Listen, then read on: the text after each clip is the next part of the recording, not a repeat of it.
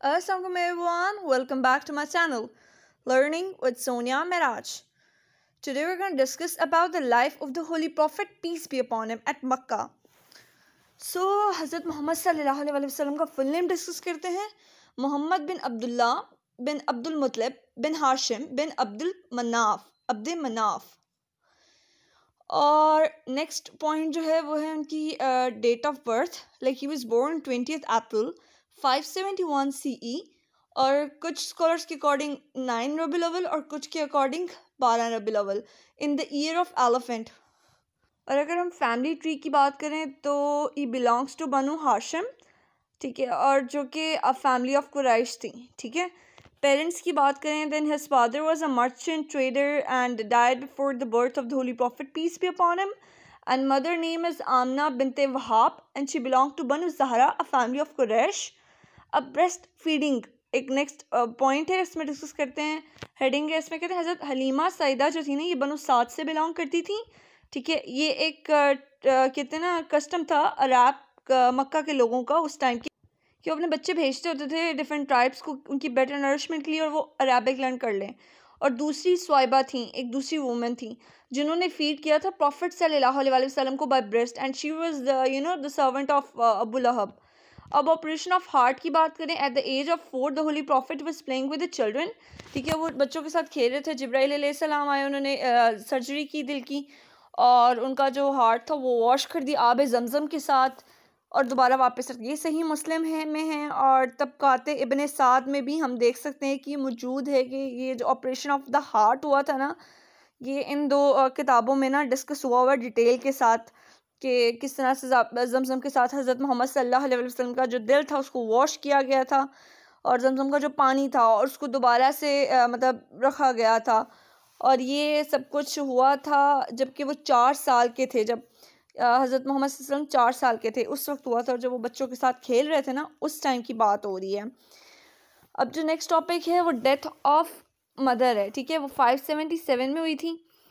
हज़रत आमना फौत हुई थी, वफ़ात पा गई थी जब हज़रत मोहम्मद सल्लल्लाहु अलैहि वसल्लम 6 साल के थे. और इनको बर्ड किया गया यानी दफन किया गया हज़रत आमना को एट द प्लेस ऑफ अल अब्वा, और ये इब्ने हिशाम में मौजूद है. ग्रैंडफादर जो थे ना उनकी डेथ हो गई थी, ठीक है. उसके बाद हज़रत मोहम्मद सल्लल्लाहु अलैहि वसल्लम जब 8 साल के थे तो उनके जो दादा थे ना वो भी फौत हो गए थे, और फिर उनकी जो कस्टडी थी अबू तालिब को दे दी गई थी जो कि उनके चचा थे, ठीक है. एंड बस फिर वो ले गए थे साथ अपने holy prophet peace be upon him को. अब ये जर्नी है जो सीरिया, ठीक है. इसमें क्या होता है, जब हज़ूर सल्लल्लाहु अलैहि वसल्लम 12 साल के थे ना तो अबू तालिब जो थे ना उनको लेके गए अपने साथ जर्नी ऑफ सीरिया में. तो वहाँ पे ना अबू तालिब को एक क्रिश्चियन पास्टर मिलता है, राहिब उसका नाम होता है. वो कहते हैं कि ना इस बच्चे को सीरिया में बड़ा ख़तरा है तो तुम ना इसको यहाँ पे ना लेके जाओ, तो क्योंकि ज्यूस जो उसको नफरत करना शुरू हो जाएंगे. तो ये जब सब कुछ सुनते हैं हज़रत अबू तालिब तो वो डिसाइड करते हैं कि वो जो है ना वो वापस भेज देंगे हज़रत मोहम्मद सल्लल्लाहु अलैहि वसल्लम को, यानी वो अपने साथ नहीं लेके जाएंगे जो सीरिया की जंग थी वहाँ पे. अब अगला है द बैटल ऑफ सिंध जिसको वार ऑफ फज्जार कहते हैं, ठीक है. ये जब हज़ूर सल्लल्लाहु अलैहि वसल्लम 15 साल के थे ना वो सब वार में अपीयर हुए थे.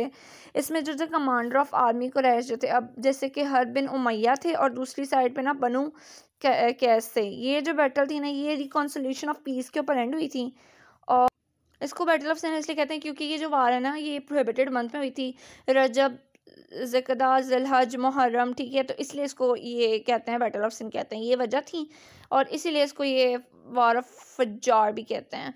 अब ये रिकॉन्सिलिएशन ऑफ फजूल, ठीक है. ये जो होली प्रॉफिट जब 20 साल के हुए थे ना, यानी हज़रत मोहम्मद सल्लल्लाहु अलैहि वसल्लम जब 20 साल के हुए थे, देन एक रिकॉन्सिलेशन बनी थी जो कि ज़ालिमों की मदद करने के लिए बनी थी. और इसको इसके अंदर 3 पार्टिसिपेंट थे, फजल बिन फजाला, फजल बिन वादा, फजल बिन हारिस. इसकी वजह से इसका नाम रखा गया था रिकॉन्सिलेशन ऑफ फजूल. ये एक मेन रीज़न थी इसका नाम रखने की. ये 591 में हुई थी.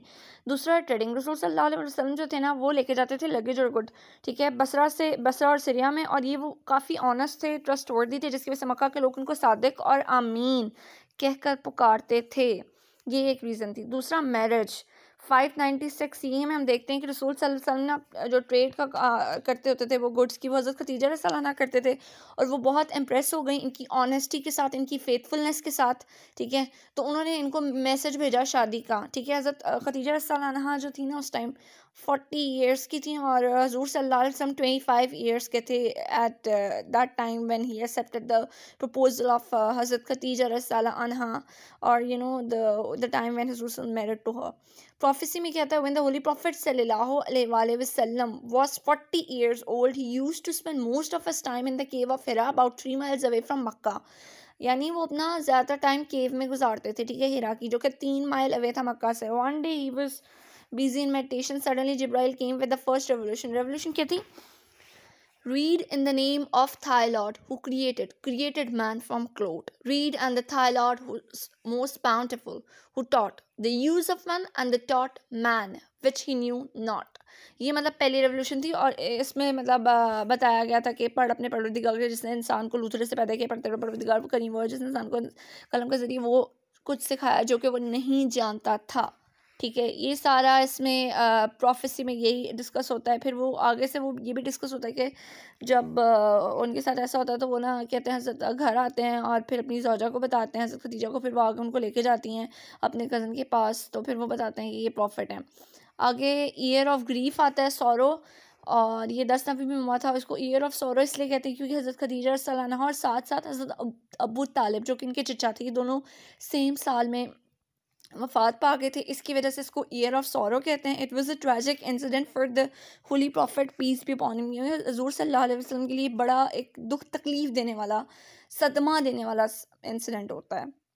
इंसिडेंट ऑफ मेराज में हम देखते हैं इंसिडेंट ऑफ मेराज and the obligation of prayer में हम देखते हैं द मंथ ऑफ द रजब द होली प्रॉफिट सल्लल्लाहु अलैहि वसल्लम गिवन अ टूर, ठीक है. इनको हेवन और हेल का टूर दिया गया था और स्काई का भी, जिसको सिदरतुल मुंतहा कहते हैं, और इनको नमाज गिफ्ट भी की गई थी, 5 नमाजें.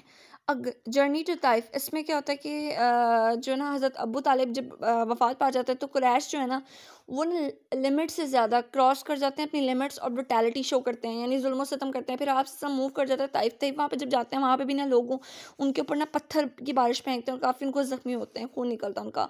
अगला है बैतुल अक़बा 11 नबी में. इसमें रसूल सल्लल्लाहु अलैहि वसल्लम जो होते हैं ना वो प्रीच कर रहे होते हैं एक प्लेस पे ना अक़बा के इस्लाम को, और रिसाइट करते हैं सूरह कुरान की. 12 जो लोग होते हैं वो इस्लाम कबूल कर चुके हैं और मुंसा बिन उमैर एक रिलीजियस टीचर के तौर पे भेजे जाते हैं वहाँ पे, और जो उर्स और खुजरज है ना वो भी इस्लाम कर लेते हैं, कबूल कर लेते हैं. आगे है बैतुल अक़बा सानी 12 रबीउल अव्वल. इसमें क्या होता है 73% जो होते हैं ना मदीना में वो एक्सेप्ट कर चुके होते हैं इस्लाम सेक्रेटली, और जो पीपल ऑफ मदीना होते हैं ना ये इनवाइट करते हैं होली प्रॉफिट सल्लल्लाहु अलैहि वसल्लम को कि वो मदीना आएँ.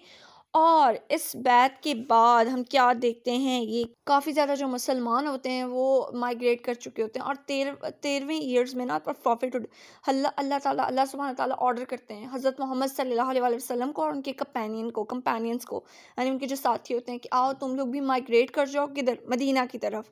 सो दिस वाज द टाइम, और I tried my really best कि मैं एक्सप्लेन कर सकूँ आप लोग को.